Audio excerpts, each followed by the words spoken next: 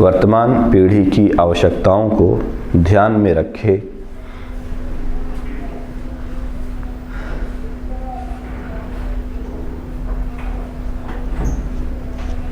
Full stop.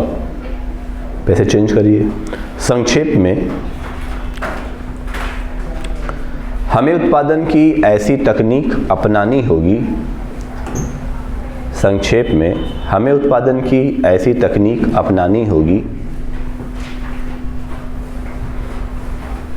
जिसमें नवीकरणीय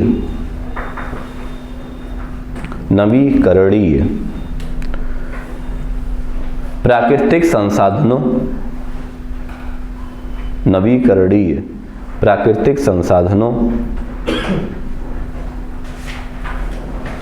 का प्रयोग, नवीकरणीय प्राकृतिक संसाधनों का प्रयोग इस सीमा तक करना होगा। नवीकरणीय प्राकृतिक संसाधनों का प्रयोग इस सीमा तक करना होगा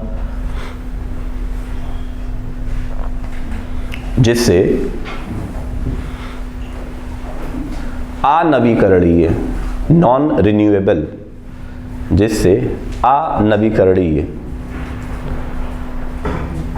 प्राकृतिक संसाधनों के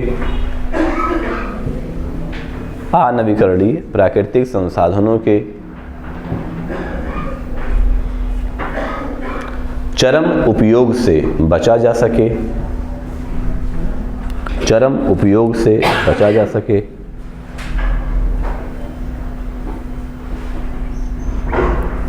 जैसे सौर ऊर्जा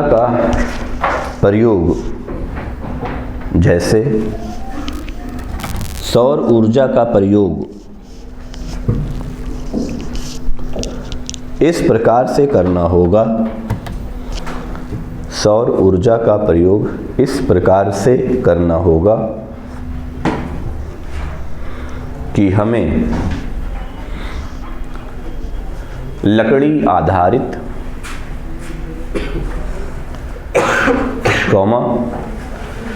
कोयला आधारित ऊर्जा के उपभोग पर निर्भर ना रहना पड़े। लकड़ी आधारित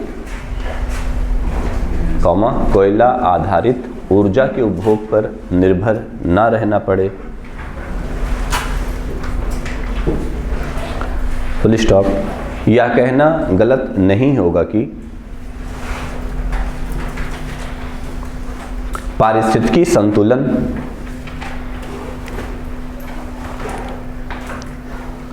और पर्यावरणीय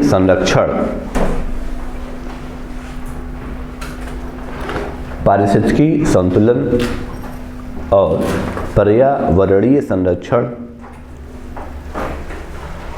सतत विकास के ऐसे अंग के रूप में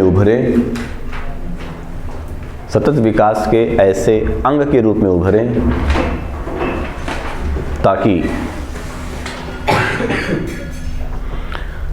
विकास के साथ इनकी रैंकिंग सर्वोपरि हो। विकास के साथ इनकी रैंकिंग सर्वोपरि हो।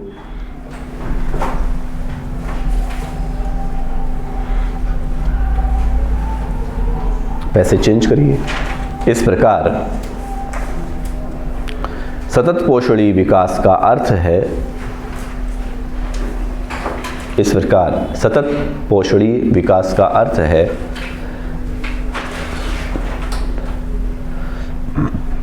पर्यावरणीय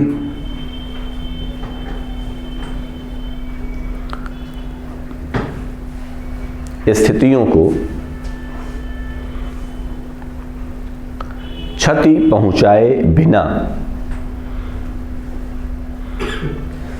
विकास करना, पर्यावरणीय स्थितियों को क्षति पहुंचाए बिना विकास करना, अर्थात विकास का एक ऐसा स्वरूप है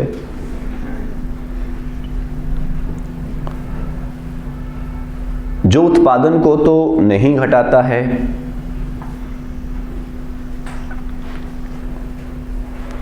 परंतु इसकी गुणवत्ता में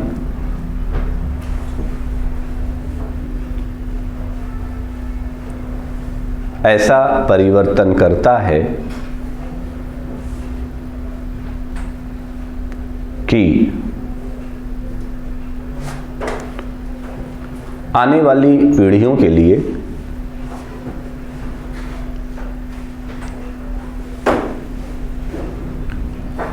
आवश्यक संसाधनों को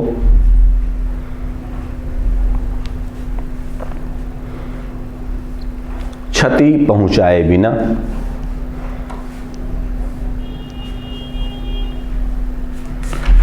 वर्तमान पीढ़ी की आवश्यकताओं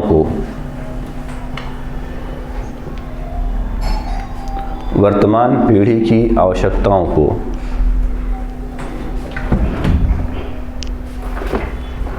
पूरा किया जा सके। जितनी सीट बटी है उसमें से सस्टेनेबल डेवलपमेंट गोल वाली सीट ले आइए, SDG वाली सीट, करंट वाली।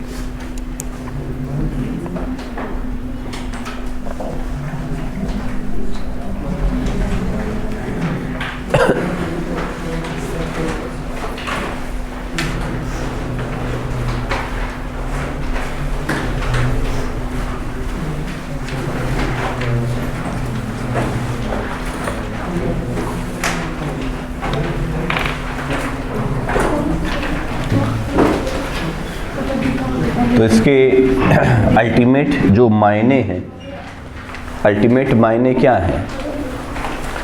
तो इसके अल्टीमेट मायने ये हैं कि हम इस प्रकार से विकास रथ पर अग्रसर रहें है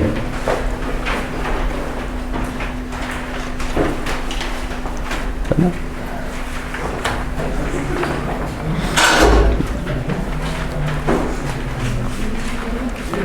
कि हम आगे भी बढ़ें और आने वाली पीढ़ी भी आगे बढ़ सके।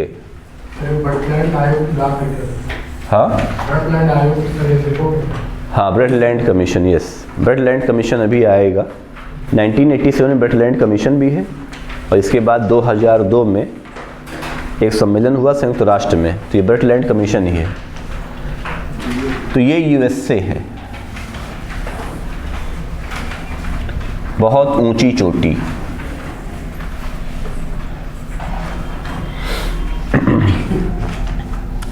जिसका GDP बहुत ज़्यादा है, ये चीन है।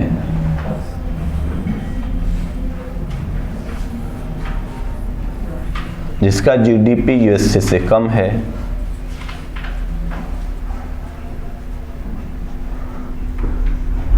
ये भारत है।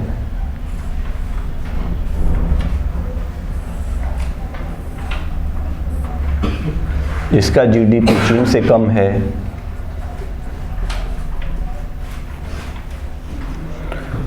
अगर हम ये GDP वर्टिकल्स की बात करें,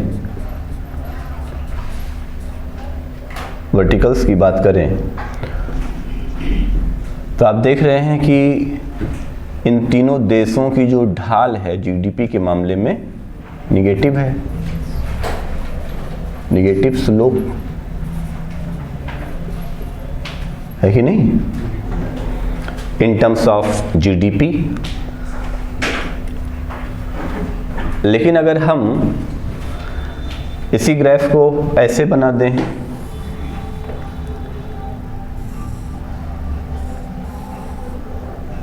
ये भारत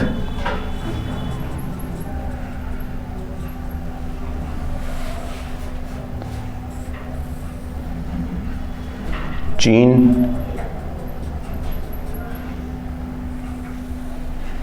और USA।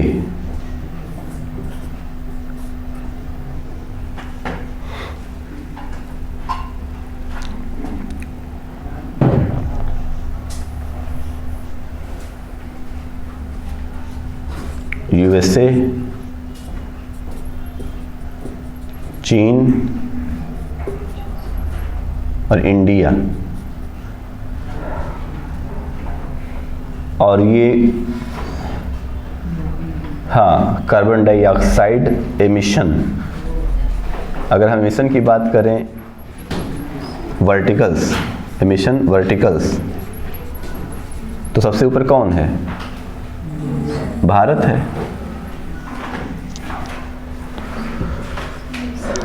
इन दोनों को मिला करके ये ग्राफ ऐसे बनेगा। तो जहां पर हम इन्वायरमेंट की बात करेंगे तो भारत का जो स्लोप है ऐसे है, पॉजिटिव स्लोप है, पॉजिटिव है, पॉजिटिव है, यानी पर्यावरणीय क्षति कम है। पर्यावरणीय क्षति क्या है? कम। और इसके इस बिंदु पर हो सकता हो चीन हो, इस बिंदु पर हो सकता हो अमेरिका हो।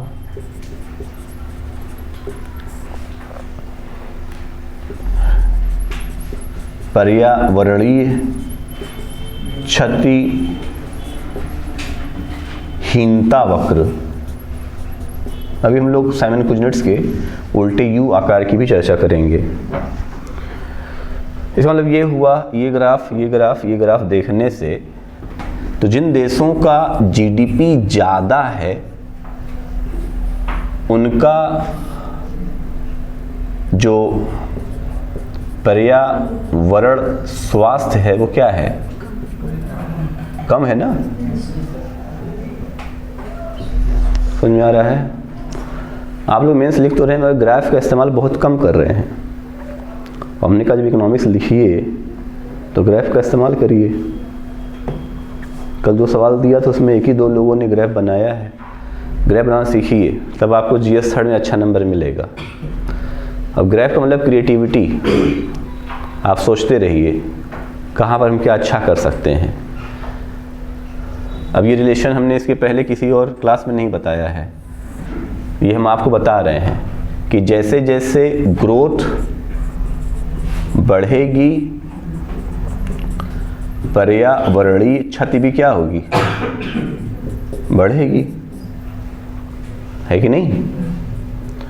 तो समृद्धि का पर्यावरण नुकसान से कैसा संबंध है? सीधा। तो इसका मतलब ये हुआ कि जो देश ज़्यादा विकसित हैं, ज़्यादा जीडीपी रखते हैं, वहाँ पर पर्यावरणीय क्षति भी ज़्यादा होगी। जिन देशों का जीडीपी कमज़ोर है वहाँ पर्यावरण स्वास्थ्य कैसा होगा? अच्छा होगा। भूटान का पर्यावरण बहुत कमज़ोर है कि बहुत अच्छा है? बहुत अच्छा है, तो वहाँ की जीडीपी बहुत कमज़ोर है। तो इस बात हम कह सकते हैं कि विकसित देशों और विकासशील देशों में एक जो निगेटिव स्लोप है वो इस बात को लेकर के है कि विकसित देशों का जीडीपी ज़्यादा है तो उनका कार्बन उत्सर्जन भी ज़्यादा है। और जाहिर सी बात है जहाँ मैन्युफैक्चरिंग सेक्टर अच्छा होगा, जहाँ कल कारखाने अच्छे होंगे, वहाँ तो कार्बन का उत्सर्जन ज़्यादा होगा ही होगा। तो अब अमेरिका ये कह रहा है भारत से, चीन से, पाकिस्तान से, इंडोनेशिया से, ब्राज़ील से, श्रीलंका से कि आप तेज़ी से जीडीपी ना बढ़ाइए। वो ये कह रहा है। इसका मतलब वो उलट क्या कहना चाहता है कि आप पर्यावरणीय क्षति को कमज़ोर करिए। अब ये बात कितनी सही है अमेरिका के पर्सपेक्टिव में कि अमेरिका ने तो अपना ग्रोथ कर लिया है और ग्रोथ करने के बाद वो डेवलपमेंट की तरफ जा रहा है। तो सतत पोषणी समृद्धि नहीं है, सतत पोषणी विकास है। पर्यावरण का जो कर्तव्य है हमारे डीपीएसपी में है, डायरेक्टिव प्रिंसिपल्स में है ना। स्वच्छता, पर्यावरण, कार्बन उत्सर्जन, सफाई, स्वच्छ भारत अभियान, ये सब हमारे ड्यूटीज़ हैं।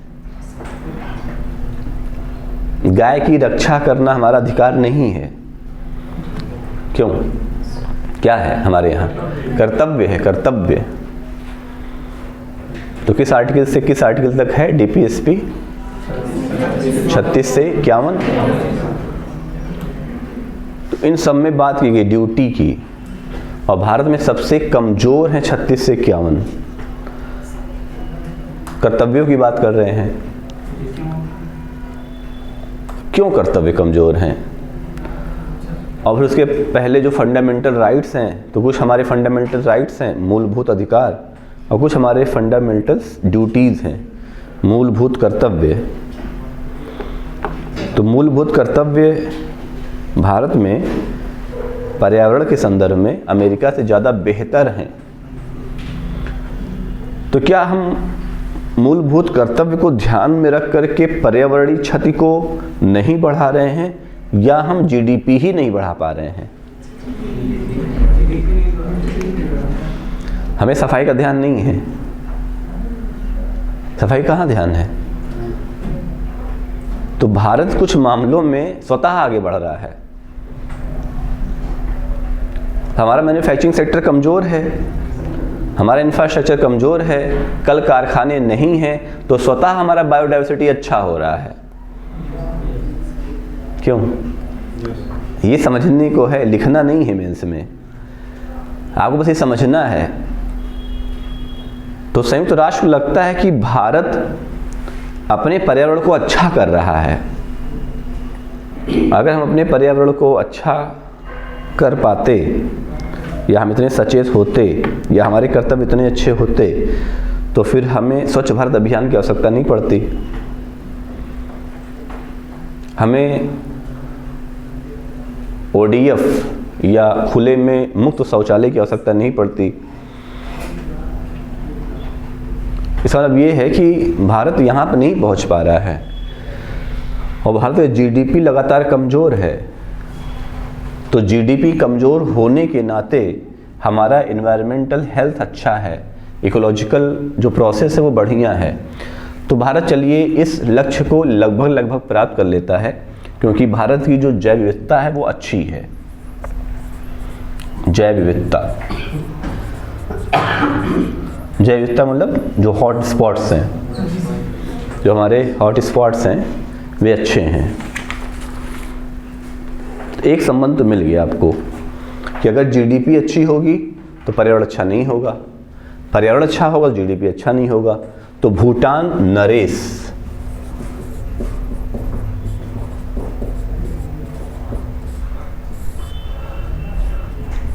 जिग्मे सिंगे वांगचुक,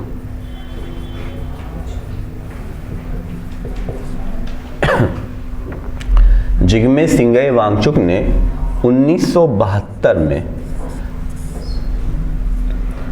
कहा कि हम इसलिए बहुत खुशहाल हैं क्योंकि हमारा पर्यावरण अच्छा है।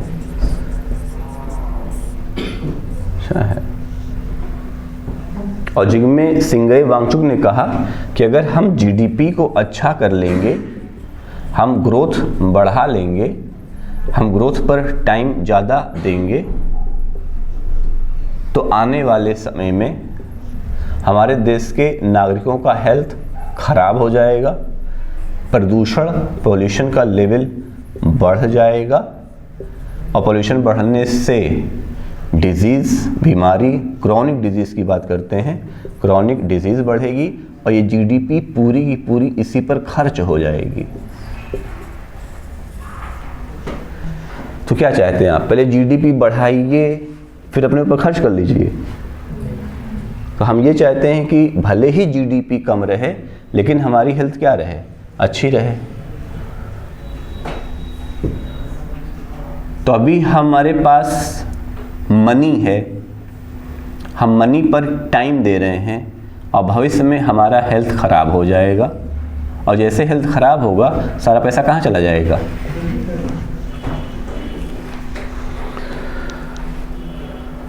ये भूटान का अपना सिद्धांत है। और भूटान कहता है इसलिए हम बहुत ज़्यादा जीडीपी बढ़ाने के बारे में सोचते नहीं हैं। तो अमर सेन कटाक्ष करते हुए कहते हैं कि आप उसी की बात कर रहे हैं जो आपके पास नहीं है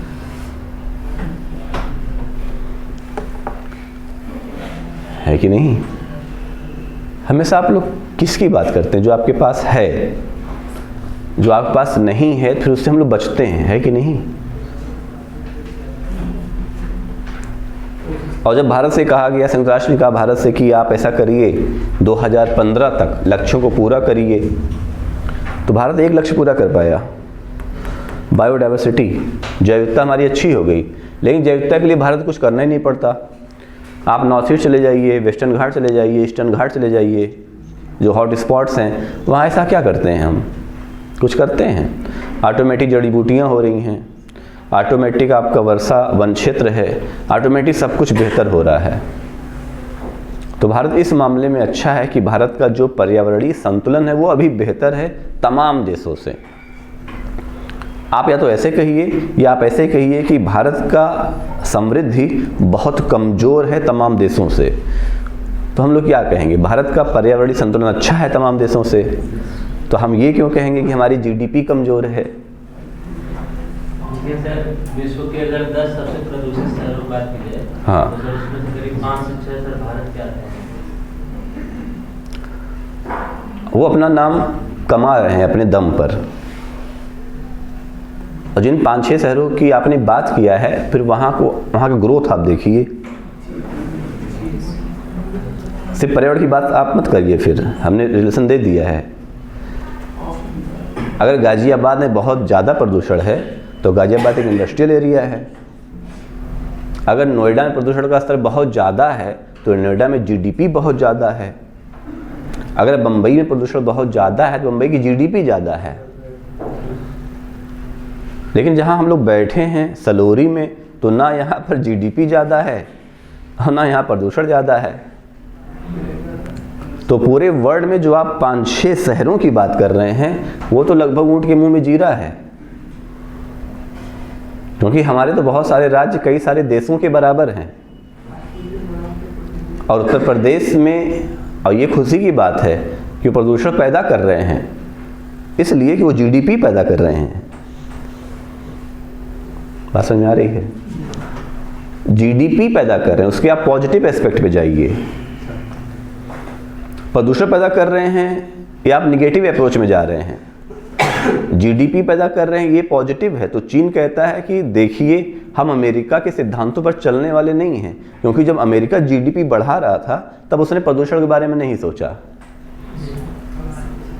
उसने खूब प्रदूषण फैलाया और उसका भुगतान हम जैसे छोटे देश कर रहे हैं, क्योंकि जब अमेरिका ने फैक्ट्री लगाया होगा, कल कारखाने लगाए होंगे, तो इसका जो कचरा है वो कहाँ गिरा होगा?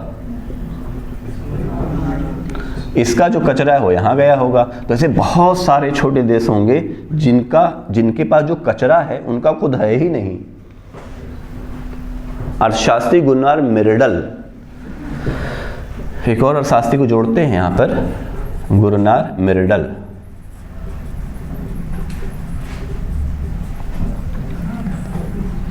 अब यहाँ हम लोग ऑप्शनल की बात करने जा रहे हैं। तो गुनार मिर्डल ने कहा कि जो छोटे देश हैं वो विकास की अवस्था में इसलिए पिछड़ गए हैं क्योंकि उनका बैकवाश इफेक्ट है।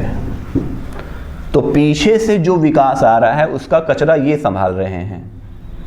तो अमेरिका ने जितने भी फैक्ट्रीज लगाई होंगी उसका कचरा अगर समुद्र में गया होगा या ऐसे क्षेत्रों में गया होगा तो बह के तो कहीं गया होगा। अगर एक कमरे में 2 पार्टनर हैं और एक डेली झाड़ू लगा रहा है आधे कमरे में, तो उसका कूड़ा तो कहीं जाएगा, और दूसरा नहीं लगा पा रहा है, उसके पास झाड़ू वाला नामक संसाधन नहीं है, तो कचरा किसके पास गया? जो कमज़ोर पार्टनर है। अगर वो भी मजबूत है तो दोनों मिल करके कचरा किसी तीसरे के द्वार पे फेंक देंगे। बात समझ में आ रही है? तो भारत जैसे विकासशील देशों के साथ ये स्थितियां हैं। तो भारत अभी विश्व के तमाम देशों की फैक्ट्रियों का कचरा ढो रहा है। और जब हम लोग विकास करने लगे, हम जीडीपी बढ़ाने लगे, 5-6 से जैसे आपने कहा कि आ गए लिमिट में, तो फिर अमेरिका ने चिंता जाहिर कर दिया, कह रहे आप लोग ज़्यादा पेड़ मत काटिए। और फिर अमेरिका कह रहा है ज़्यादा पेड़ मत काटिए और शिक्षा को बढ़ाइए। पेड़ नहीं काटेंगे तो कागज़ कैसे बनेगा, और शिक्षा के लिए तो कॉपी चाहिए। भारत इतना एडवांस थोड़ा ना हुआ है। तो ये कैसे संभव है कि हम पेड़ भी ना काटें और कागज़ भी बना लें? ये कैसे संभव है कि हम पेड़ भी ना काटें और रुपए भी चला लें? तो रुपए का जो कागज़ है वो तो बहुत बेहतरीन पेड़ से आता है। ये कैसे संभव है हम पेड़ भी ना काटें और बैट भी बना लें? पेड़ काटने मतलब पर्यावरणीय क्षति। तो उपचार देना पड़ेगा आपको कि आप ये सुझाइए कि भारत पर्यावरणीय क्षति को कैसे कमज़ोर कर सकता है जीडीपी को बढ़ाते हुए। तो हमें फिर अल्टीमेट ऑप्शन पे जाना होगा। चीन ने कहा कि अमेरिका की चिंता हम नहीं करते हैं। इसे चीन देखिए अमेरिका के बाद सबसे ज़्यादा कार्बन उत्सर्जन करने वाला देश है। उसको ये चिंता है कि हम जीडीपी बढ़ा लें। तो संयुक्त राष्ट्र ने चीन से कहा कि आप क्या चाहते हैं, आपके नागरिक बीमार हैं? तो चीन ने कहा देखिए हम पहले पैसा कमाएंगे, बीमार होंगे तो इलाज करवा लेंगे। अगर हम पैसा नहीं कमाए और तब बीमार पड़ गए दूसरों के कचरे से, तो हमारा इलाज कौन करेगा? तो इसलिए हमारी पहली प्राथमिकता जीडीपी होनी चाहिए, अनैतिक रूप से। This is unethical statement. और आईएएस मेंस के प्रोस्पेक्टिव से क्या होनी चाहिए? पर्यावरण। हम दोनों बात समझा रहे हैं। तो अगर आपको इंटरव्यू देना होगा तो आप ये बताएंगे कि अगर हमारे पास जीडीपी ही नहीं रहेगा तो हम ऐसे पर्यावरण का क्या करेंगे जब हम भूखे ही मर जाएंगे। बहुत सारे दार्शनिक लोग आपसे कहेंगे कि आप क्यों परेशान हैं, सिलेक्शन वगैरह क्या होता है, हिमालय पे चले जाइए, एकदम शांत रहिए। और आप वास्तव में क्या हैं इसको जानने के लिए बहुत लोग कहेंगे आप 24 आवर्स कुछ भी ना करिए। कभी ऐसा हुआ कि आपने 24 घंटा कुछ ना किया हो? एक बार ऐसा करके देखिए कि आप अपने कमरे में समय देखिए, मान लीजिए शाम को 6 बजे, अब फिर कल शाम तक 6 बजे बस कमरे में ही रहिए। मोबाइल हटा दीजिए, कॉपी हटा दीजिए, पेन हटा दीजिए, आप बैठे रहिए, बैठे रहिए। लेकिन आप लोग कर सकते हैं, सोतक्कड़ है ना, कुछ समझ सो ही जाएंगे। अब कुछ तो इतना सोते हैं, सोते सोते थक जाते हैं, फिर सो जाते हैं। लेकिन उससे आपको इसका ज्ञान हो जाएगा कि हम वास्तव में क्या करने के लिए बने हैं, अगर सोच सकेंगे तो। बहुत लोग तो कर ही नहीं पाएंगे। और जो कर नहीं पाएंगे उन्हीं को कार्यशील जनसंख्या कहा जाएगा। और जो कर लेंगे वो भारत के लिए खतरनाक स्थिति वाले लोग हैं।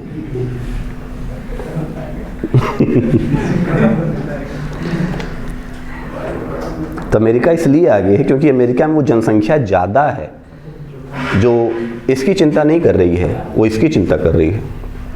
नीचे बना लीजिए सारा।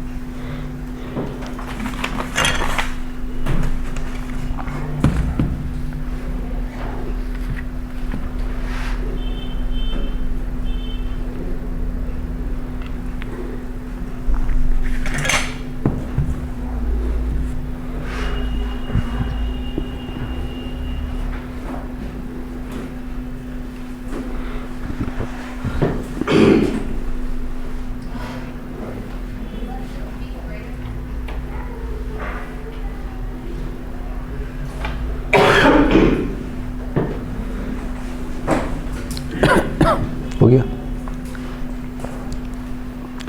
तो जीडीपी और पर्यावरण के बीच का ग्राफ बना सकते हैं ना अब आप लोग।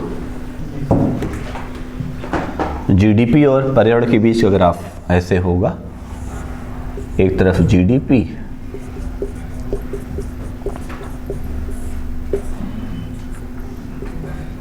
जीडीपी ज़्यादा पर्यावरण कम, जीडीपी कम पर्यावरण ज़्यादा।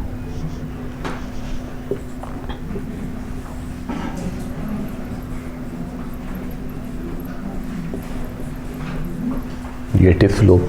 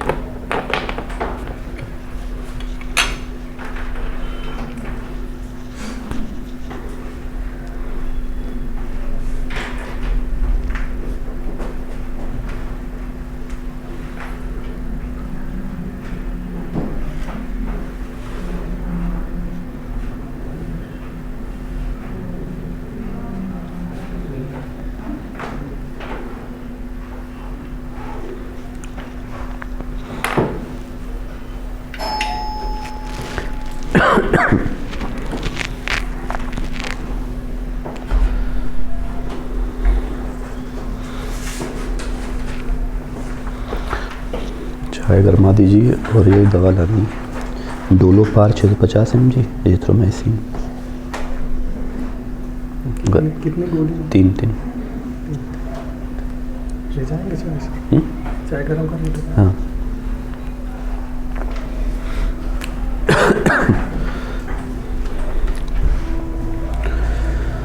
हेडिंग लगाइए, हो गया।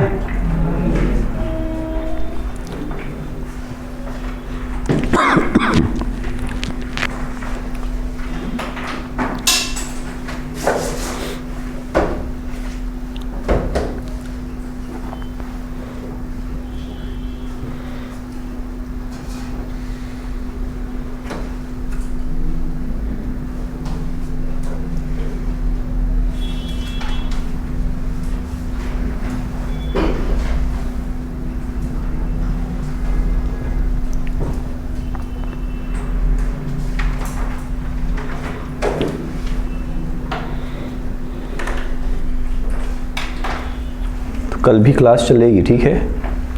26 जनवरी है कल, क्लास बंद नहीं होगी, क्लास कल भी चलेगी।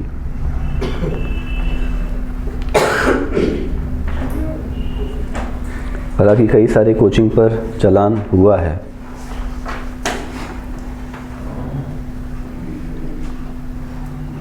तो आप लोग जाके बताते तो नहीं है, बाहर है कि आप लोग का प्रशासन निकम्मा है। कुमार मैंग देखिए पूरे ठाठ से कोचिंग चला रहे हैं, ऐसा मत कहिएगा, नहीं तो हमारा तो खैर जो घाटा होगा सो होगा, आपका भी बहुत घाटा होगा, आप लोग को ज़्यादा होगा। तो कोई पूछे कहाँ से आ रहे हैं, कहिए बस ऐसे ही लाइब्रेरी से आ रहे हैं या खड़े होकर गप कर रहे थे, है ना। ये मत कहिए कर्तव्य से आ रहे हैं। क्योंकि आज करणगंज में उधर पुलिस लगी थी तो 2-2 लोगों को हम लोग कोशिश करते हैं शटर गिरा के पढ़ाएं, वहाँ तो शटर गिरा के पढ़ा रहे हैं। और यहाँ पर भी तो एक एकेडमी है बगल में, JRS एकेडमी, तो वहाँ छापा पड़ गया, चालान कर दिया।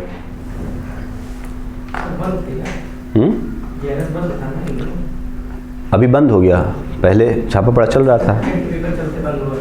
अच्छा, अनन्या एकेडमी है कोई, वहाँ भी छापा पड़ा हुआ है। और ये जो फिर से होगा 30 जनवरी तो दिया है, लेकिन ये फिर होगा, आगे बढ़ता जाएगा।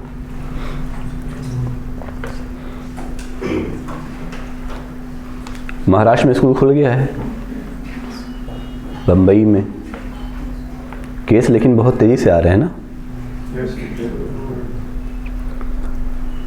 यूपी में तो कितना केस हो गया है, लगभग 22-23 लाख है।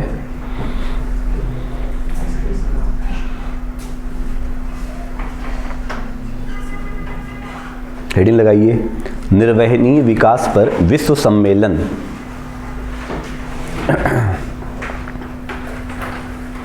World summit on sustainable development. निर्वहनीय विकास पर विश्व सम्मेलन।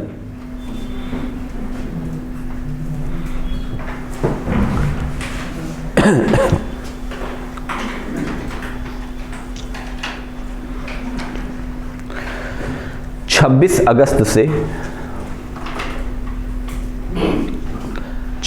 अगस्त से 4 सितंबर 2002 तक 4 सितंबर 2002 तक जोहान्सबर्ग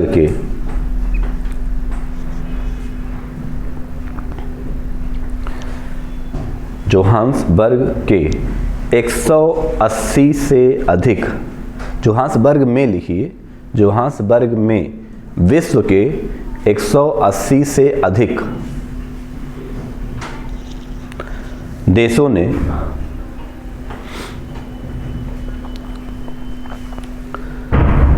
धारणीय विकास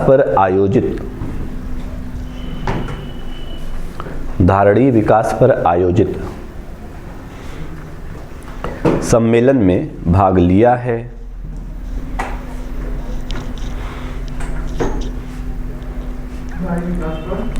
आयोजित सम्मेलन में भाग लिया है। Full stop. तत्कालीन संयुक्त राष्ट्र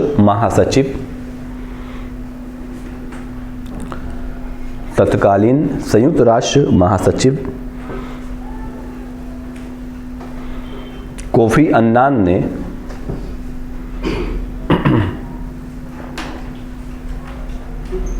कोफी अन्नान नाम सुने हैं? KOFI कोफी ANNAN अन्नान ने 5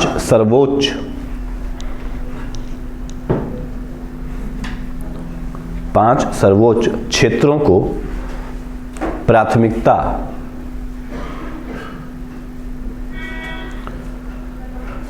प्रदान किए जाने पर बल दिया है।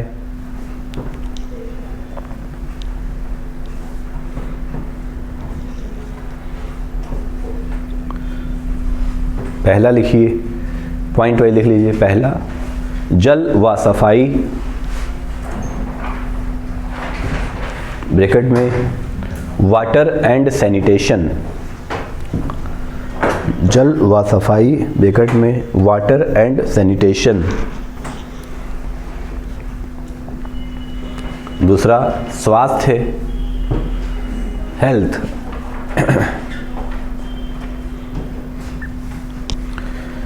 तीसरा, ऊर्जा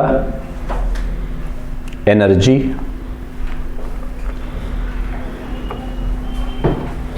चौथा, कृषि एग्रीकल्चर। उसको बोला कि एक खाई जाती है वाली। हाँ, 3 दिन खाना है, हमें ले लीजिए। तो 3 है सर। पांचवा, बायोडाइवर्सिटी।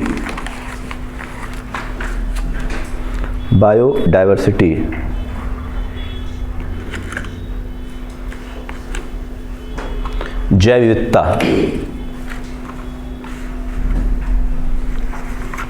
पैसे चेंज करिए। 5 क्षेत्रों में पैसे चेंज करिए। इन 5 क्षेत्रों में भविष्य में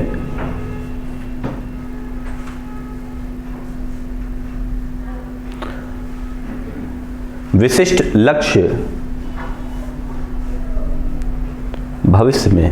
लक्ष्य प्राप्त करने के लिए निर्धारित किए गए।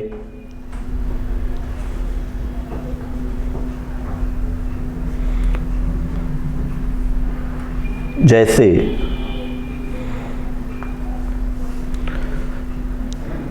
वर्ष 2015 तक आधे से अधिक जनसंख्या को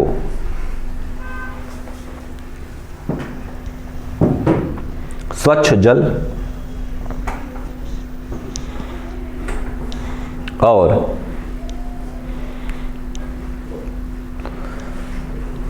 सफाई के क्षेत्र में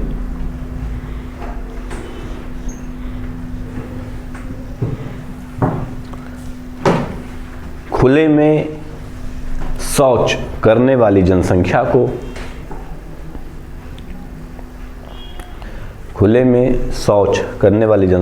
को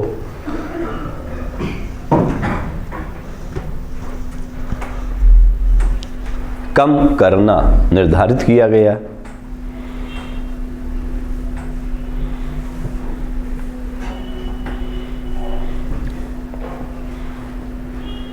फुल स्टॉप। 2015 तक ही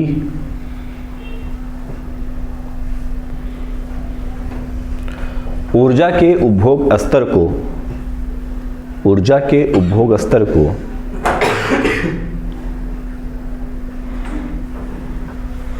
आधे से अधिक जनसंख्या तक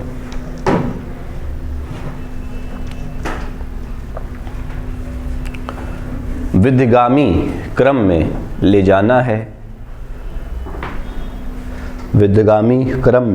जाना है, जबकि कुपोषण के क्षेत्र में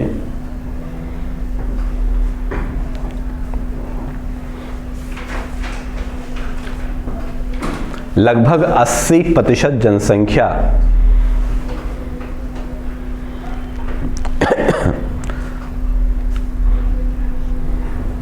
को वर्ष 2015 तक सुपोषित करना है। माल न्यूट्रिशन एंड गुड न्यूट्रिशन, सुपोषित करना है।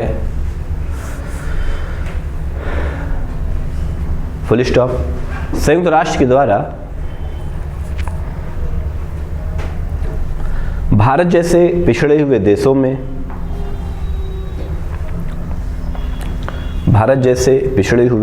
में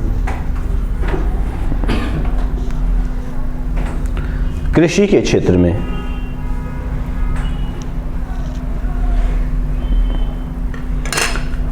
किसानों की आत्महत्या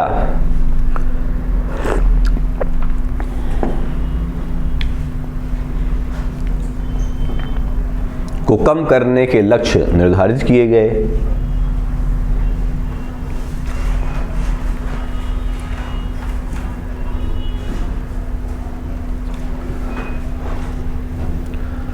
और खेती की बदहाली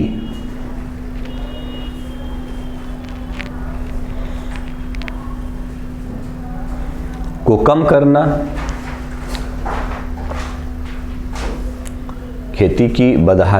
कम करना, साथ ही साथ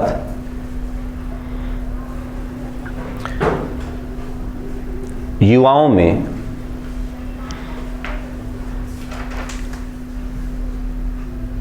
खेती के प्रति रुझान पैदा करना भी शामिल है।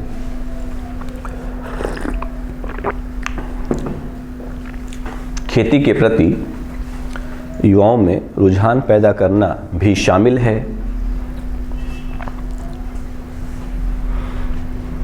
Full stop. पैसे चेंज करिए। दुर्भाग्यजनक बात यह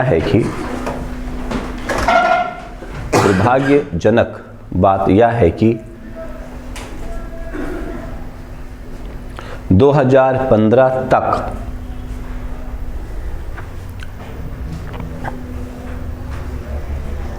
भारत द्वारा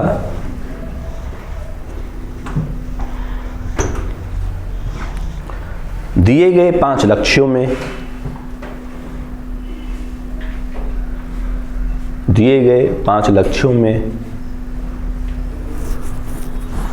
मात्र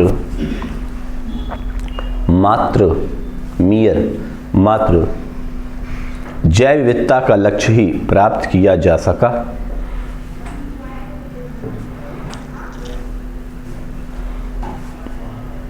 जबकि अन्य क्षेत्रों में भारत पिछड़ता हुआ नजर आया।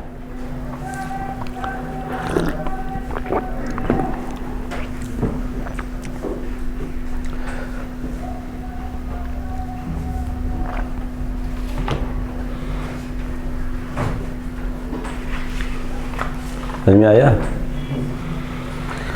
संयुक्त राष्ट्र ने कहा था कि आप 2015 तक भारत में शौचालय आधे से अधिक जनसंख्या के लिए बनवाइए, सबको अच्छा जल मिले, स्वच्छ जल मिले। ग्रामीण क्षेत्रों में लोग अभी भी हैंडपाइप का पानी पी रहे हैं, बलुई पानी पी रहे हैं, वाटर लेवल नीचे चला गया है।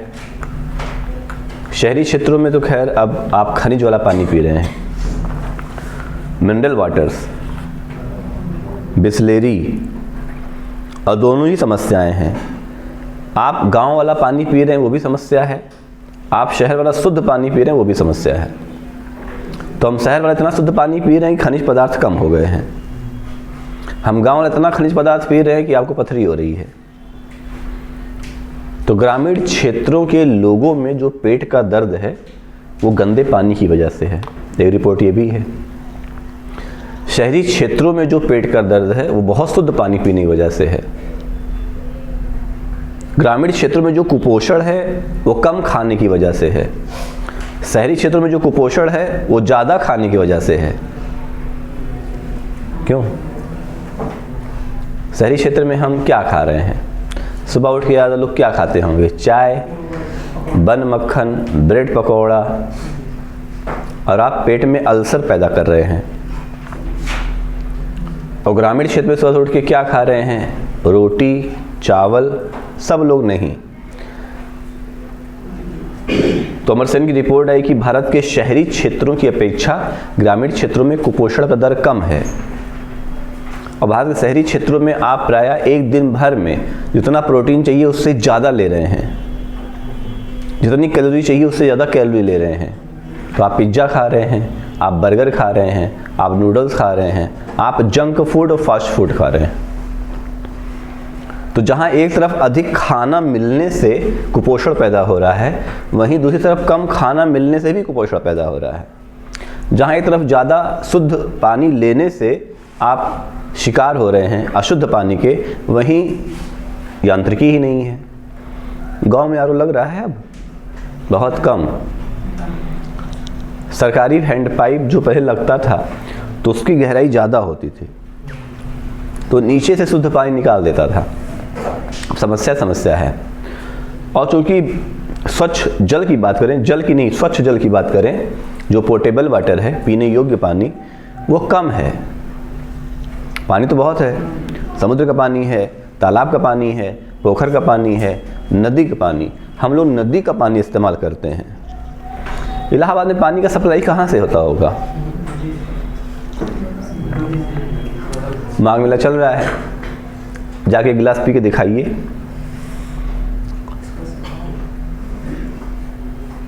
आप यहाँ पिएंगे, उधर कोई थूक रहा है। नदी आस्था का विषय है, प्रोटीन का विषय नहीं है। नदी का जल बहता हुआ है, इसलिए हम स्वच्छ मान रहे हैं। अगर नदी का जल बहता हुआ स्वच्छ है तो गंगा NGRB यानी जो गंगा स्वच्छ अभियान चलाया गया, क्यों चलाया गया? और जो गंगा में कूड़ा करकट हम डाल रहे हैं वो कहीं तो डिपॉजिट हो रहा होगा। तो भारत में जल की समस्या नहीं, पूरे वर्ल्ड को जल की समस्या नहीं है, स्वच्छ जल की समस्या है।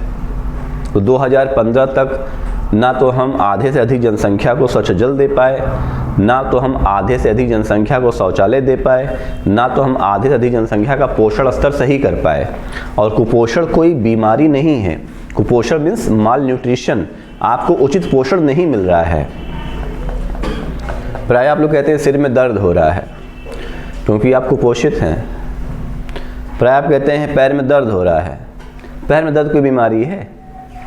तो जाके बोलेगा डॉक्टर लीजिए ये मल्टीविटामिन सप्लीमेंट खा लीजिए। हाँ, विटामिन ए तो आपको एप्पल से मिल जाएगा। प्रोटीन की गोली दे देगा तो आप अंडे से ले सकते हैं। फिर आपको हॉर्लिक्स लिख देगा, बीटा प्रोटीन लिख देगा। तो जो हम नेचुरल सोर्स से ले सकते हैं वो हम आर्टिफिशियल सोर्स से ले रहे हैं। हमें डेंगू हुआ तो हमें कैरी पिल दे दिया डॉक्टर ने, कहा पपीता का पत्ती मत खाइए, ये गोली खाइए। तो जो चीज़ हमें पपीते की पत्ती से मिल रही है उसी से गोली जो बनी है, तो गोली इतनी शुद्ध है नहीं, लेकिन चूँकि हम लोग का लीवर स्टमक इतना सेंसिटिव हो गया है कि गोली को पचा ले रहे हैं, पपीते की पत्ती को नहीं पचा पा रहे हैं। नीम की पत्ती खाएं आप लोग। अगर आप नीम की पत्ती खा ले प्रतिदिन 2 पत्ती, तो आने वाले 5 सालों में आप सांप हो सकते हैं। सांप मतलब बन नहीं जाएंगे, सांप विष आ जाएगा दांतों में आपके। आप सोचिए अगर दांतों में विष रहे तो कोई बैक्टीरिया जा ही नहीं सकता। क्यों? पहले के लोग कैसे इतना अच्छा जीवन जी लिए, 100 वर्ष, और हम लोग कितना जीवन जी पाएंगे? अगर आपकी उम्र कितनी है, मान लीजिए कितनी है आपकी उम्र, 20 वर्ष, तो 21 वर्ष पहले आप किस अवस्था में रहे होंगे?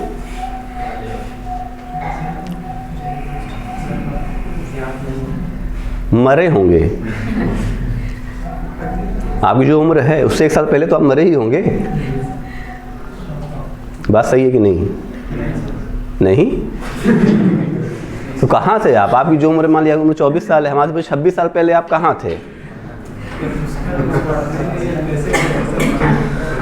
क्या कह रहे हैं? तो जो चीज़ अज्ञात है वही तो हम बता रहे हैं, आप मरे थे। आप कितना जिंदा रहेंगे? कितना जिंदा रहेंगे?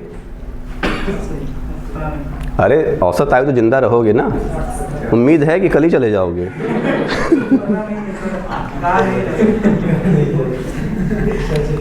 कुछ तो कहा जा सकता है, साइंस तो कुछ ना कुछ कहता है। इसी क्षण हम बात कर रहे हैं कि हम जिंदा रहेंगे, मान लीजिए कल ना। कोई गणित का सवाल है क्या? माना ए माना बी। हो सकने में तो आप 150 साल जिंदा रह सकते हैं। ताकि निगेटिव क्यों सोच रहे हैं? देखिए, वैज्ञानिकों ने कहा कि जो हमारा लाइफ एक्सपेक्टेंसी है वो जन्म के समय निर्धारित हो जाता है।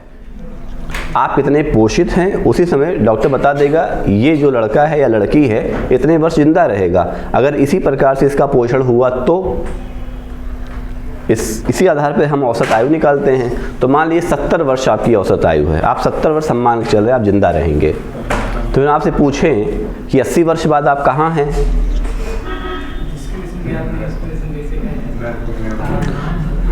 अरे हम कॉमन सेंस की बात कर रहे हैं, हम आपसे पूरा डिटेल नहीं ले रहे हैं आपसे। आप बताएंगे कि 80 वर्ष बाद हम, जब 70 वर्ष की औसत आयु है तो 80 वर्ष बाद आप मरे हुए हैं। इंटरव्यू फंस जाएंगे आप लोग। यही तो मतलब हुआ। अगर हमने आपसे कहा कि आपकी उम्र 70 वर्ष है, फिर हम आपसे पूछा 75 वर्ष बाद आप कहाँ रहेंगे, तो आपको कहना पड़ेगा हम दुनिया में नहीं रहेंगे, यानी हम मर जाएंगे। तो जन्म होने से कुछ साल पहले तक भी आप मरे हुए प्राणी थे, और जन्म लेने के उतने वर्ष जिंदा रहने के बाद भी आप मरे हुए प्राणी हैं।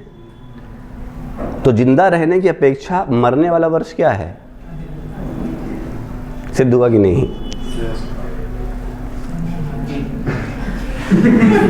क्या मेरे जी, ये बात जा रही है दिमाग में? तो आपके जिंदा रहने का जो वर्ष है वो मरने के वर्ष से कम है या ज़्यादा है? तो ज़्यादा है, आप ज़्यादा टाइम मर रहे हैं। हमने कहा भी था कि अगर आप ज़्यादा सो रहे हैं तो आप ज़्यादा मर रहे हैं। सोने में आपको अपने खर्राटे के बारे में नहीं पता चलता है, स्नोरिंग, और आप ही ले रहे हैं खर्राटा। खर्राटा लेते हैं? पता नहीं, क्योंकि आप मर गए हैं। तो दूसरे को वहाँ रखिए जो जिंदा हो, तो उससे पूछिए जब मैं सोता हूँ ज़रा मेरी एक्टिविटी बताना। तो कुछ लोग पैर ऊपर कर लेते हैं, कुछ लोग धड़ाम से गिर जाते हैं, यानी आप निश्चेतन अवस्था में हैं। एथिक्स पढ़ेंगे तो ये सब बातें आपको जल्दी समझ में आनी चाहिए। और एथिक्स में हम केस स्टडी पढ़ाएंगे तो आपको समझाएंगे कि आप किस तरीके से अभी सोचते हैं और किस तरीके से नहीं सोच पा रहे हैं। तो एक पहलू यही है कि आपके औसत आयु 70 वर्ष अगर है तो उसके आगे या पीछे सारे समय में आप मरे हुए हैं, यानी आपके जीने के दिन कम हैं बनस्पति मरने के। तो जो दिन मिले हैं आपको जीवन के, उसमें आप अच्छा काम करिए।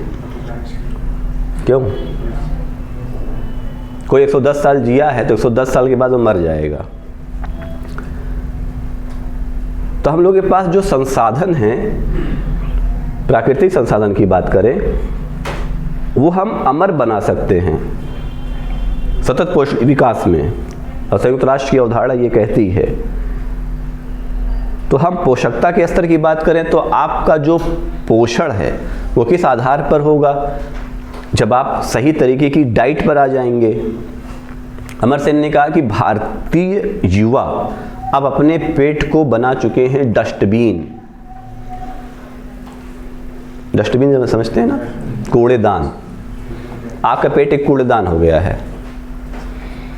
अगर आपने फल खाया तो किसी ने पूछा चाय पिएंगे, कहा हाँ क्यों नहीं, तो फल के बाद आपने चाय खा लिया, तो जो फल का पोषक तत्व था वो चाय ने मार दिया। अब आपने अगर समोसा खाया, किसी ने कहा लस्सी पियोगे, आपने कहा हाँ, क्योंकि आप हमेशा भूखे हैं। जब भी कोई कुछ कह रहा है, मना नहीं कर रहे हैं, मना कर रहे हैं। खाना ना खा लिए हैं, यहाँ तक लेवल यहाँ तक है। और किसी ने कहा कि हमारे यहाँ भी बना है बहुत बढ़िया शाही पनीर, क्या बस 2 घंटा दो मुझे। आप मना नहीं कर रहे हैं।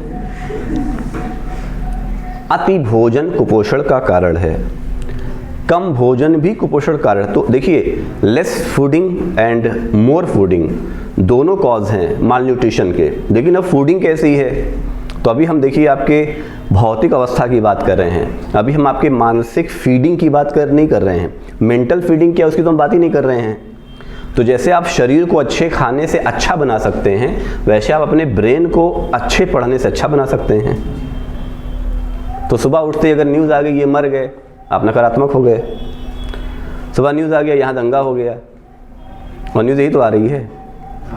अब देखिए आजकल आप यही सब पढ़ रहे हैं व्हाट्सएप पे या फेसबुक पे या ट्विटर पे या इंस्टाग्राम पे, आप ज़्यादातर नकारात्मक समाचार पढ़ रहे हैं।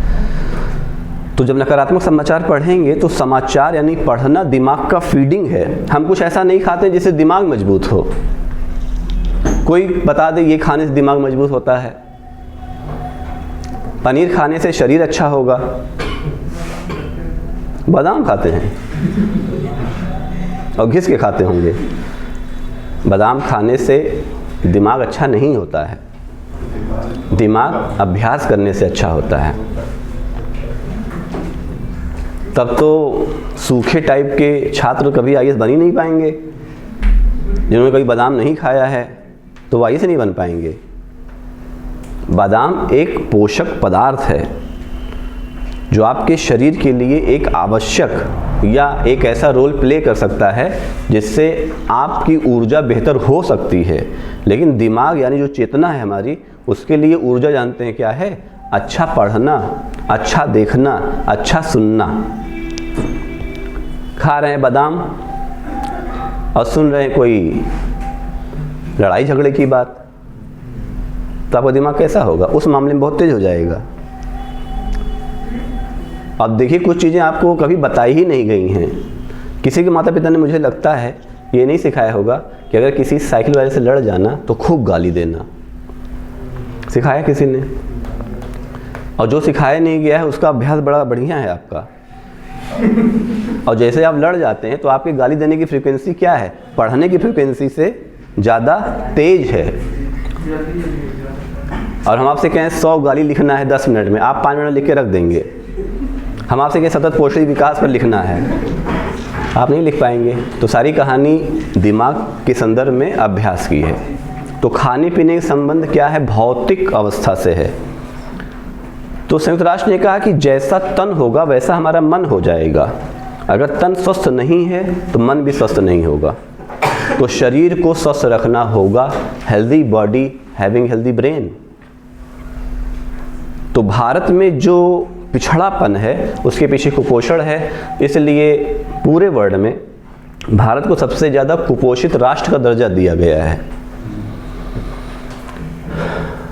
झुग्गी बस्तियों में लोग क्या खा रहे हैं, या गांव में देखिए आप किस प्रकार का प्रोटीन ले रहे हैं। तो ज़्यादा प्रोटीन अगर ले रहे हैं तो फिर आपके साथ समस्या है, कम प्रोटीन ले रहे हैं तो भी समस्या है। तो कुपोषण के मामले में भारत नंबर 1 रह गया, क्योंकि भारत इस मामले में पोषकता नहीं प्रदान कर पाया। और इतनी बड़ी जनसंख्या है, हो भी नहीं पाएगा। इसलिए हम लोग अब सभी लोग मल्टीविटामिन सप्लीमेंट पर आधारित हैं। आप सेब खरीद के नहीं खा सकते हैं, 5 रुपए की सेब वाली गोली खरीद के खा सकते हैं। आप मछली खरीद के नहीं खाते हैं तो आप मछली वाली गोली खाते हैं। मछली वाली गोली जानते हैं ना, क्या बोलते हैं उसे? सी कॉड, मछली वाली गोली। तो जो लोग उस क्षेत्र में नहीं पहुंच पाए, संयुक्त राष्ट्र ने कहा आप उनको सप्लीमेंट दीजिए। पैर दर्द कोई बीमारी नहीं है, सिर दर्द कोई बीमारी नहीं है, हाथ दर्द कोई बीमारी नहीं है। तो बहुत लोग पैर दर्द होता है उसमें खूब ज़बरदस्त रस्सी बांध लेते हैं, क्यों? और रस्सी बांध करके आप उस पैर को और दर्द दे रहे हैं। तो दर्द का इलाज आप दर्द से कर रहे हैं, तो ब्लड सर्कुलेशन क्या हो जाएगा? आप रुक जाएगा। और हो सकता हो पैर में आपने इतना जोर बांध दिया है रस्सी कि आप लकवाग्रस्त हो जाएं। तो ब्लड सर्कुलेशन तो कुछ लोग माथे में बांधे रहते हैं बहुत ज़बरदस्त तरीके से, कह रहे हैं माथा जैसे लग रहा भाग रहा है, तो उसको पकड़ के बांध दिए हैं। ये सब कुपोषण है। कुपोषण कोई बीमारी नहीं है। तो भारत इस लक्ष्य में काफ़ी पीछे है। फिर अगला क्या था? एग्रीकल्चर, ऊर्जा। हाँ, हिडन हंगर, छिपी हुई भुखमरी। तो छिपी हुई भुखमरी यही है जो हमने बताया कि आपको लग तो रहा है कि हम अच्छे पोषण में हैं, अच्छी पोषकता में हैं, लेकिन वो अच्छी पोषकता प्रदान नहीं कर पा रहा है। और शहरी हुई क्षेत्रों में ज़्यादातर लोग अब पैदा होते ही चश्मा लगा रहे हैं। ज़्यादातर लोग, ये हम इतना पढ़े इतना पढ़ाए लेकिन हमको चश्मा नहीं लगाना पड़ा। हाँ, हमारी आँख आज भी बहुत मजबूत है, हम दूर तक देख सकते हैं, लेकिन इसका मतलब ये नहीं है एक आँख से 2 किलोमीटर देख रहे हैं तो 2 से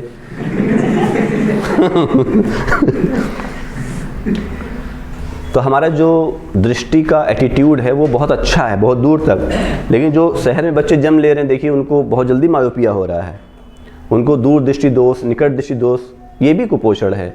या आप जो भूख की बात कर रहे हैं, तो इस पर भी सुधार लाना होगा। और ऊर्जा का क्षेत्र बहुत पिछड़ा हुआ है, और लेटेस्ट रिपोर्ट भी है हमारे पास कि ऊर्जा भारत में जो उपभोग का स्तर अभी बहुत कमज़ोर है। ऊर्जा उत्पादन में हम आगे बढ़ रहे हैं, ऊर्जा उपभोग हमारा पिछड़ा हुआ है। तो भारत 19वें वगैरह स्थान पर है।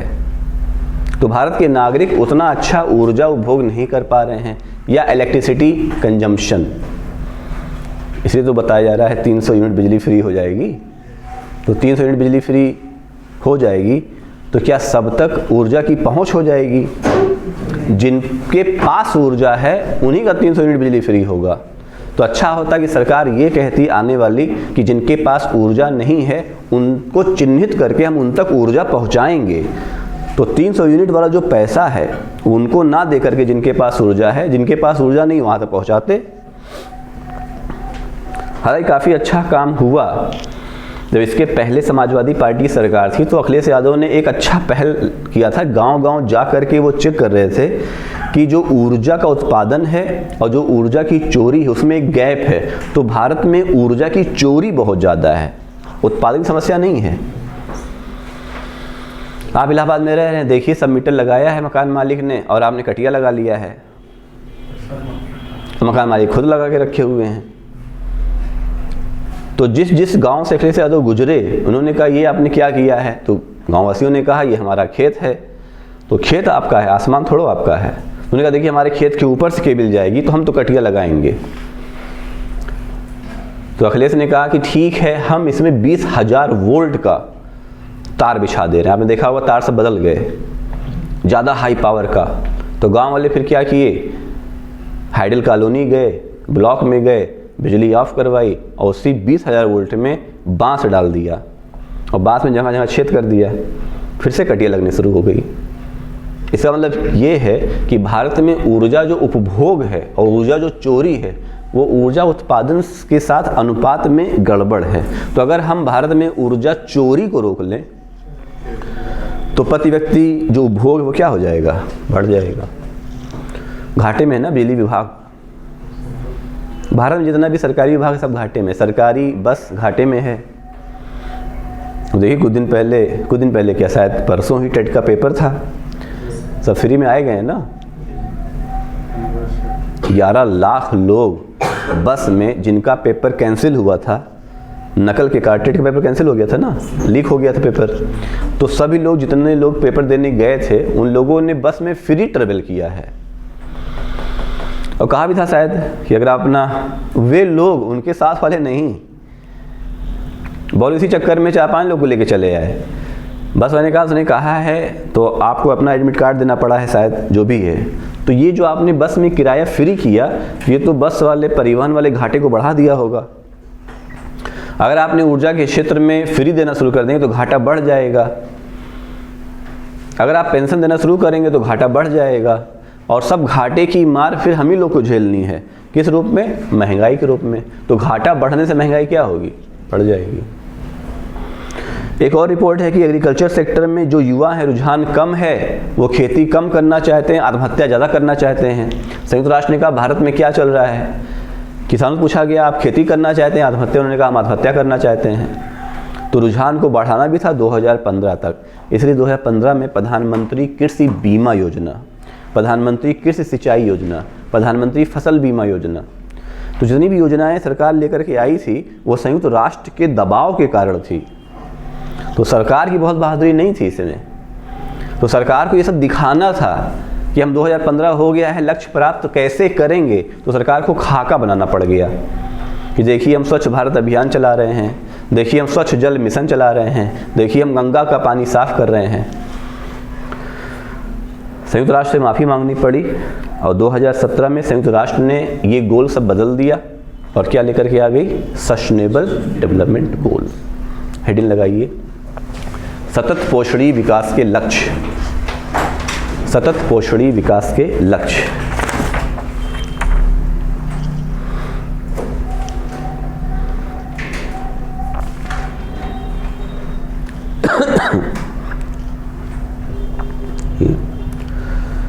वर्ष 2015 में,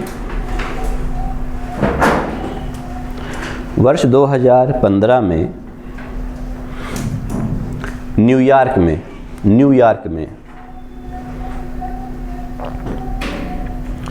संयुक्त राष्ट्र महासभा का सम्मेलन आयोजित किया गया था। संयुक्त राष्ट्र महासभा का सम्मेलन आयोजित किया गया था, फुल स्टॉप। इस शिखर सम्मेलन में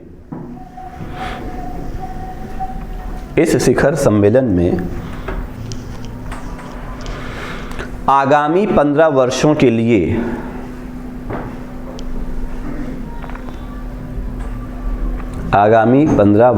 लिए सतत पोषणीय विकास के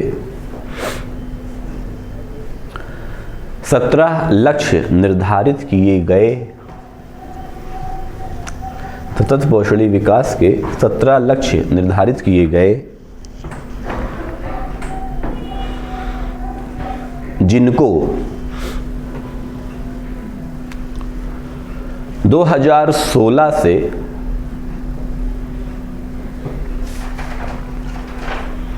2030 तक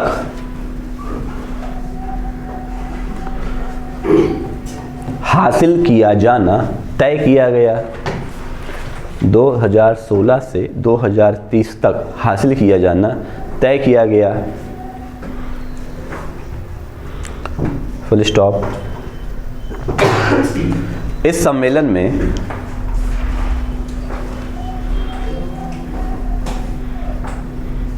विश्व के 193 देशों ने, इस सम्मेलन में विश्व के 193 देशों ने भाग लिया।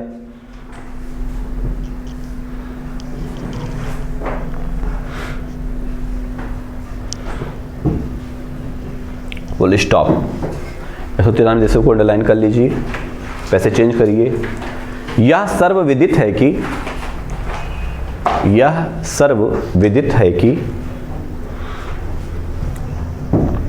2015 में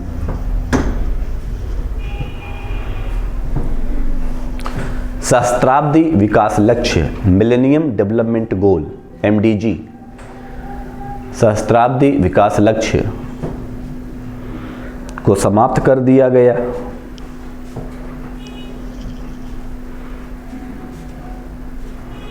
और इन विकास लक्ष्यों के स्थान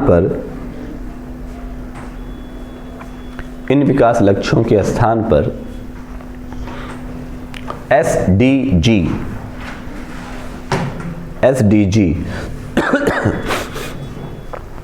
की स्थापना की गई। SDG की स्थापना की गई। Full stop.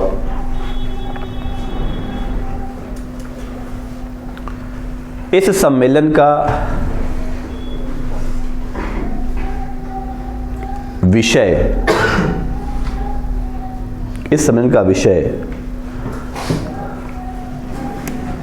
Transforming our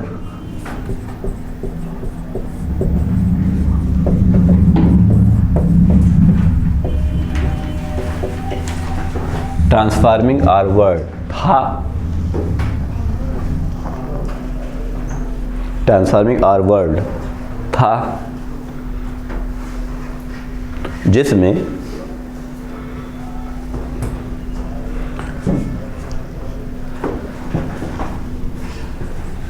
the 2030 agenda for sustainable development, 2030 agenda for sustainable development शामिल था।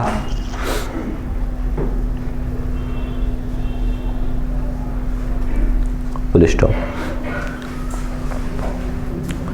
SDG के निम्नलिखित लक्ष्य और उद्देश्य हैं।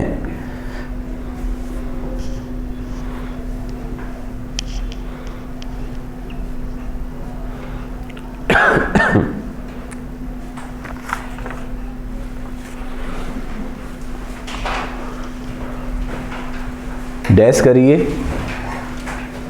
शीट लाएं करंट वाली, निकालिए। SDG वाली शीट निकालिए। फाइल लाए होंगे ना, तो देखिए लक्ष्य उद्देश्य लिखे हैं, पूरा 17 लक्ष्य लिखा है और उद्देश्य लिखा है। नीचे वहीं लिखिए देख करके।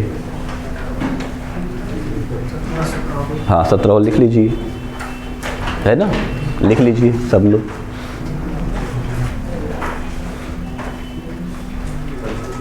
लिख लेंगे तो नोट्स में ये अमर हो जाएगा। लिख लीजिए।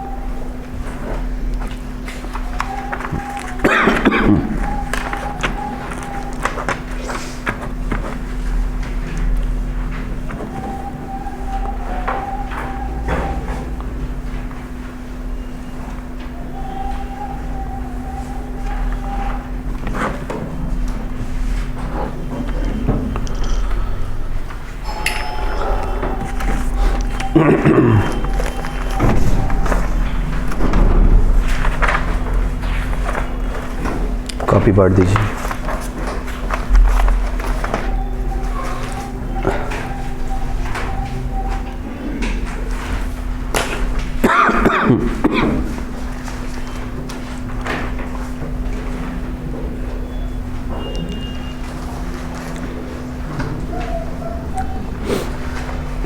शीट मिल गई है ना, सवाल लिखिए आज का।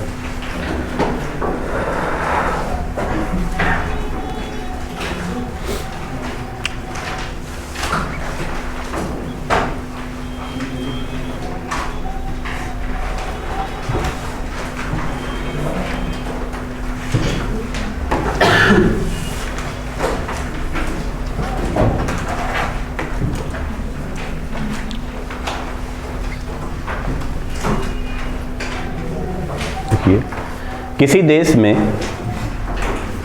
क्वेश्चन आज का लिखिए, किसी देश में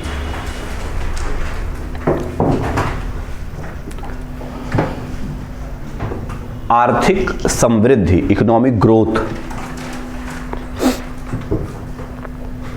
और पर्यावरणीय क्षति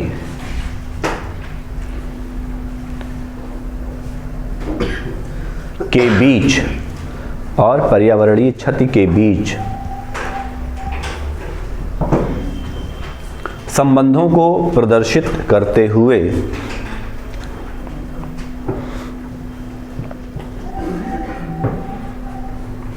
यह बताइए कि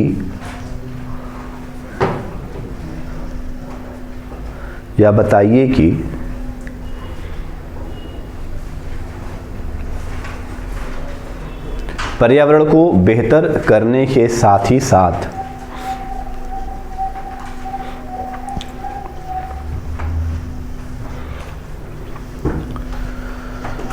समृद्धि और विकास का समायोजन, पर्यावरण को बेहतर करने के साथ ही साथ समृद्धि और विकास का समायोजन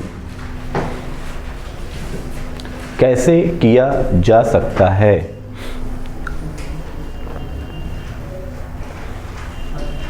कैसे किया जा सकता है?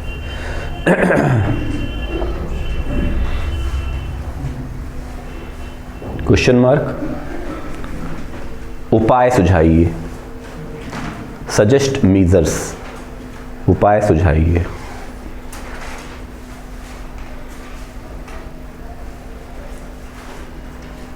ब्रैकेट में 50 + 100, 50 + 100।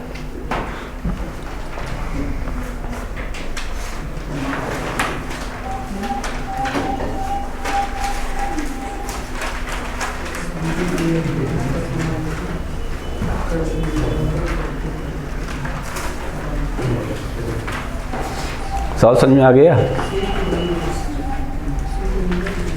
समझिए फिर लिखिए।